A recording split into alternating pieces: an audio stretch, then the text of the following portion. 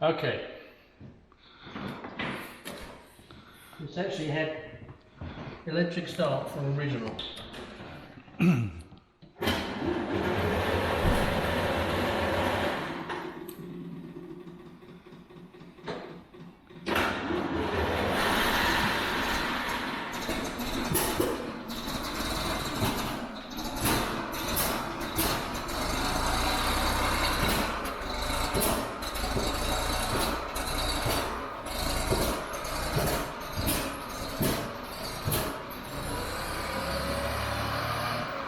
Smooth as a kitten.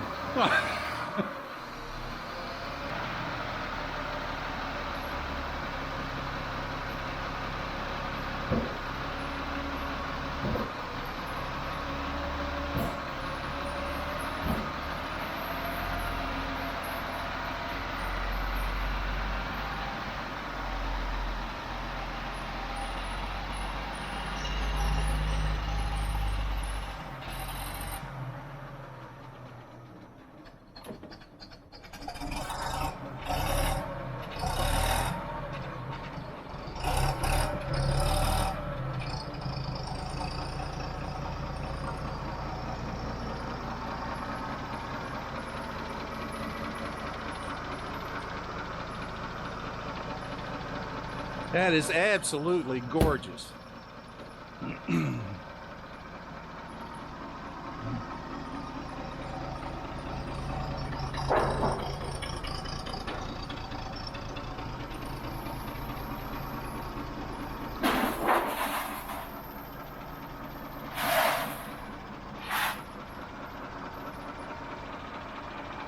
You don't have an oil leak, do you?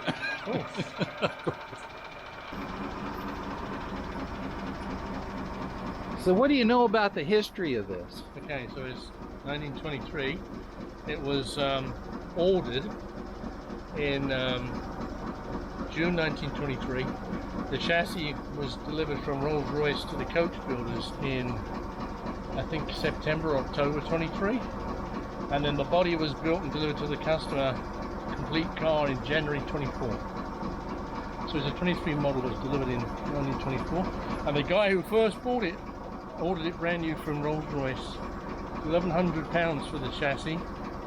He was a unlicensed bookmaker, turf accountant from the horse racing. So my guess is he probably paid cash for it. He had the car about 3 years and it was sold to somebody else in about 1929. Went back to the factory, did a few modifications and updated some of the car. And all of that is recorded in the factory notes, which I've got photocopies of. Oh, that's fantastic. Right back to 1929. That is fantastic. So it was originally a small limousine bodied by Cockshoots in Manchester. And then sometime in the early 90s, somebody built this Barker torpedo tourer body on it, which is why it's in such good condition. This was refabricated in the early 90s by a guy who lived in Portugal. So he had it until last year, sold it back into a dealer in the UK, and that's where I found it. That is just fantastic. Even the exhaust smells good. So it has this, it had this windscreen in the back here. So passengers sitting in the back, when the roof is down, don't get a drop.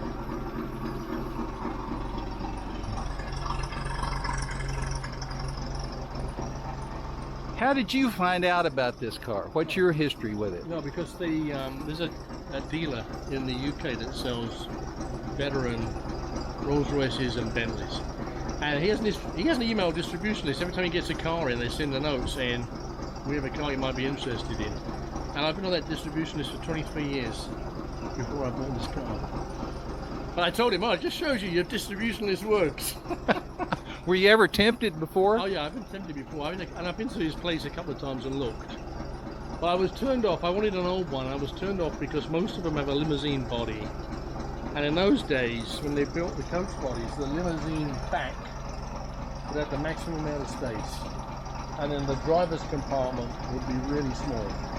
And they would hire small chauffeurs. Yeah. So if you want to drive it yourself, most of those really old limousines are too uncomfortable. So I knew I didn't want a limousine, and then when I saw this one, I thought, this is the sort of model that we want. I've never seen anything like this. This is just so cool. So this was 23. I think they started making this model in 1922, and they started making what they call a baby Rolls. That's what this is. After the First World War, when they realised that after the war there wasn't as much money around, all of the socio-economic situation had changed, and people wouldn't be buying the big 40 horsepower Rolls Royce and having a chauffeur drive it. No. So they brought this in as a smaller model, and they believed that when the economy picked up, they'd stop making these and everybody would be buying the big Rolls Royce. And from 1922 to 1929, these outsold the big Rolls Royces. So this is one of the earliest models. It has a 3-speed gearbox. The later ones were 4-speed. It has a gear change. It's in the centre. At the front here, Rolls Royce practice was to have them on the right, and this caused such an uproar. After 2 years of making this model, they relocated the gear change and the handbrake onto the right-hand side. So this is there are obviously fewer of these around. How did you get in and out if it was over there in front of the door? It's actually easier, even with that, on the drivers to get in there through the Okay. Well, I think people don't really like this setup because they're not used to it. But also, if you want to carry 3 people in the front, or 2 adults and a child, and use the whole bench seat, you know, arguably this gets in the way. Yeah. So it only has rear wheel brakes. Royce was against front wheel brakes because he considered it would make people drive the car too fast, and that the rear brakes were adequate to stop it from the speeds it would do. But again, the public objected to that, and in about 1925, the later models had front and rear brakes. What happened once the Depression set in to the manufacture of these? That was the end of everything? A lot of these Rolls Royces, this and the bigger one, during the 40s, the 50s, people would buy these for next to nothing. Students would buy these to run around in. And a lot of the big Rolls Royces, they cut the bodies off and turned them into trucks. For the war? For the war and after the war. Yeah. I mean, you could buy these things for next to nothing. A lot of them got scrapped. This particular model, this is the Rolls Royce 20 horsepower, they made about 3,000 of these in total. And they reckon about 45% of them are still in existence. And a large number of them would have been rebodied. So I haven't tried this, but the big advertising thing for Rolls Royce is that you could balance a coin on the top of the engine and it wouldn't roll off. Because it was supposed to be that small. So you're looking here.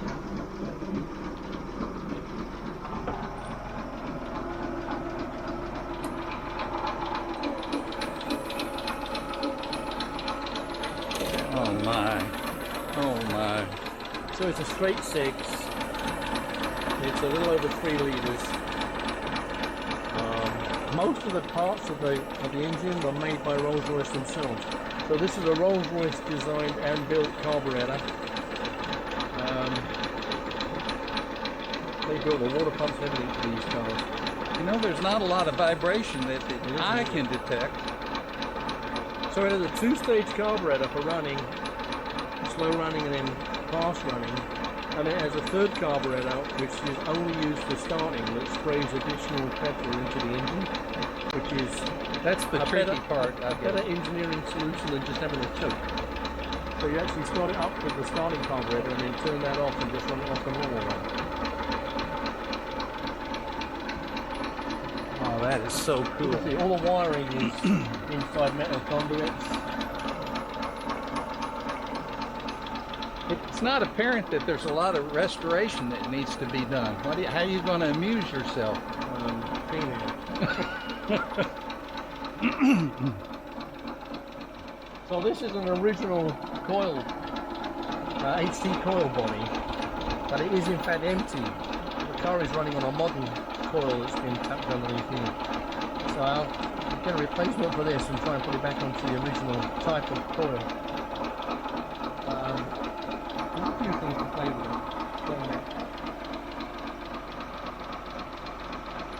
So the vents look effectively pretty well open at this point on the radiator. That is open. Yeah. That is open. And when you start it up in the cold, they completely close.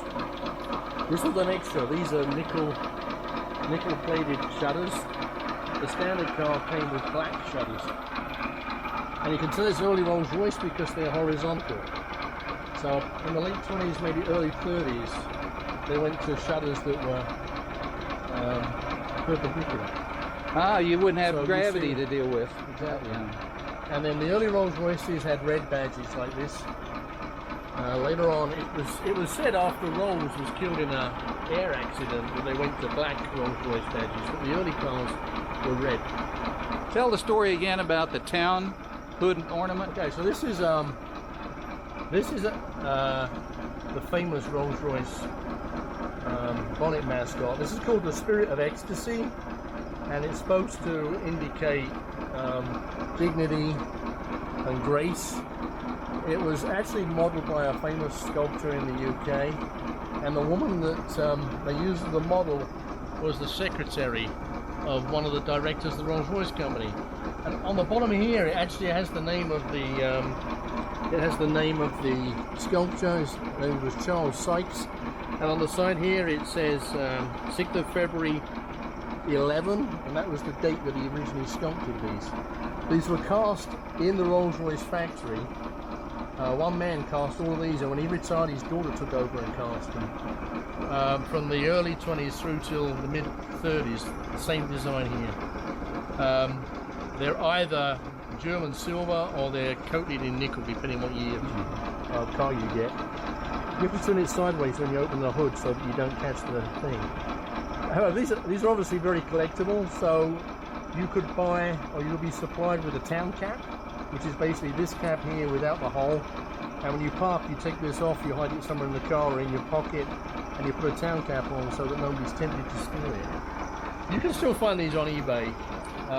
You're probably a couple of $1,000s for a really good quality one of these, so they're still evidently stealable even today's age. And it comes with provenance, right? Absolutely. I mean, you can see this has been polished so many times over the year that the nickel is worn off.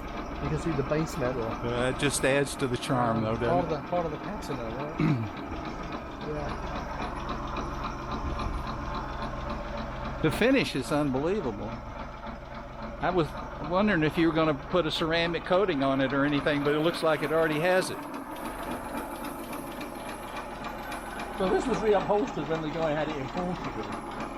And if you look inside the pocket, and down here, you can see it's much darker. So Yeah. originally it would have been this tan colour. Yeah, And I think it's just faded with age and probably being in the sun. yeah.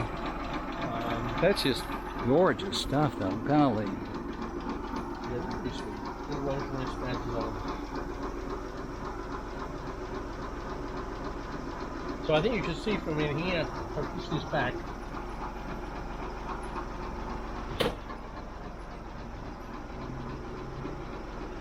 This is called an Ulster screen. A-U-S-T-R. If you pull this back, you can see that down here we have a built-in cocktail cabinet. The central part opens, you have a bottle in here, and then these two out-of doors are locked. This is quite a good cover. You have a cover for your legs and everything. They'll cover your legs, yeah. Then this folds in, I'll fold it down in a minute, and then I have this tonneau cover that covers the entire back. And there's a separate tonneau at the front. When you're parking, you can And it has a zip in the middle, so you can actually leave the tonneau on the passenger side when you're driving the car from this side. So is it pretty fun to drive? Well, it's maybe I don't know. We've been up the hill and it made sure it went up the hill.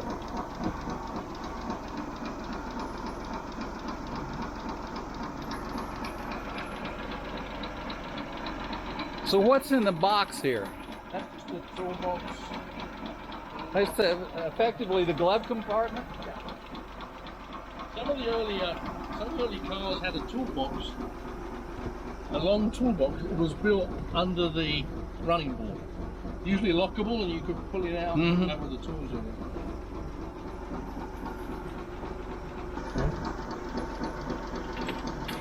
You're waiting until it's good and warm to try the coin trick? Yeah. Goes off on a very wide coin.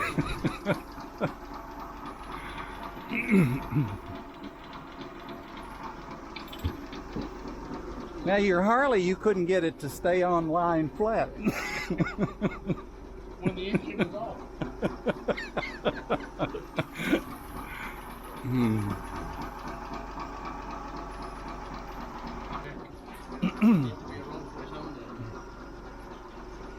Boy, tight as a drum.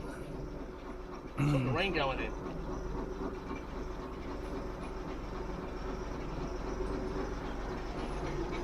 The wood, every detail of this is just absolutely gorgeous.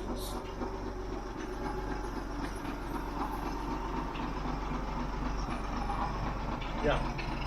Proper glass, beveled glass window in the back.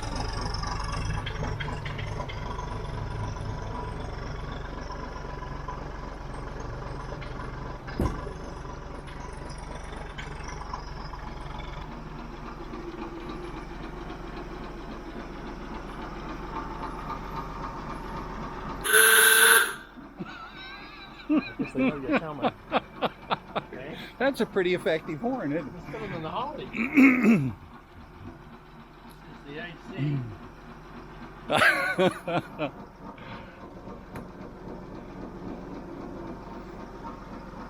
I love it. I love it.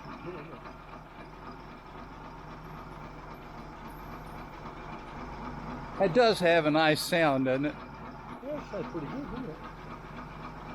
We're nearly 100 years old, that's not bad. No.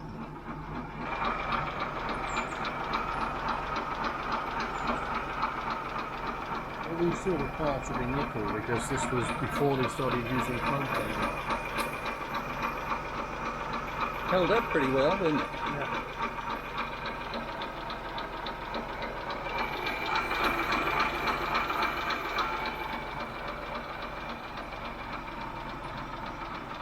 So the other way, it's been adapted so that it's got indicators.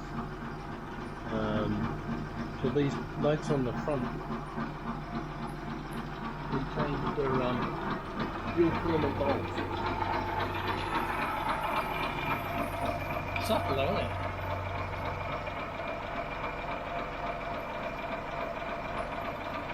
Class. So do you have to get this inspected, or is it? Yeah, I'm waiting for the car to come. You have to inspect it because it came from out of state. And in North Carolina, you have to have a windscreen wiper to pass inspection. You only need one. You don't have one, they won't pass. So this is a manual. Too good. Too good.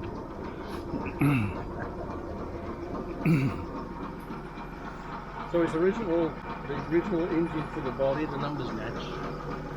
So that's pretty cool.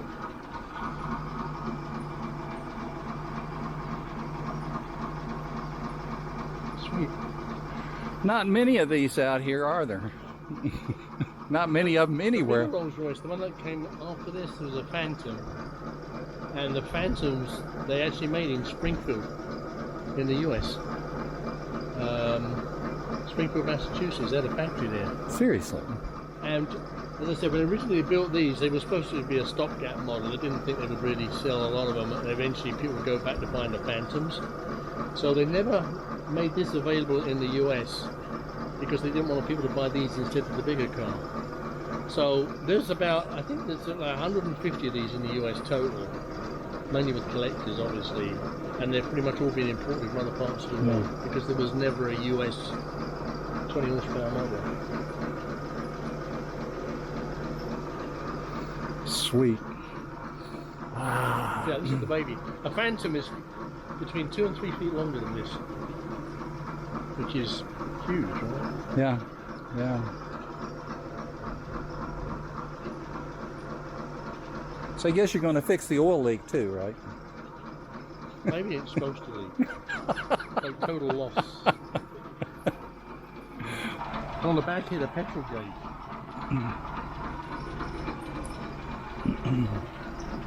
This is the filler, and the petrol gauge is in there. It tells you how many gallons you got left in the tank.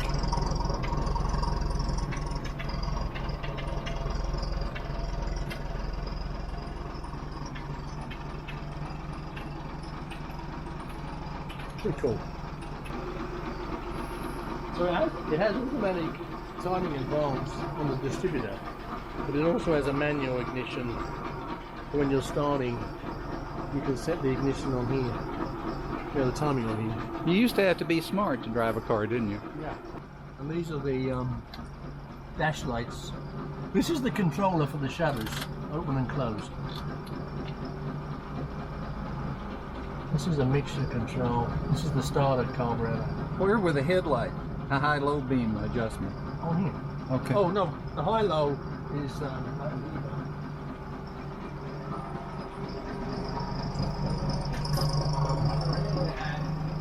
yeah, off side light and tail. Off side light and tail. Headlight, side light and tail. So that's the light switches. And then here you have ignition. And then when you're running, you have ignition and charge. So you don't leave the generator charging the battery all the time because Yeah. it'll overcook the battery. Yeah. And then this is the lights. This is the dash lights. What's the lever down underneath? This is the indicators of in. Oh, okay. Okay. There's on the back there is the electric start.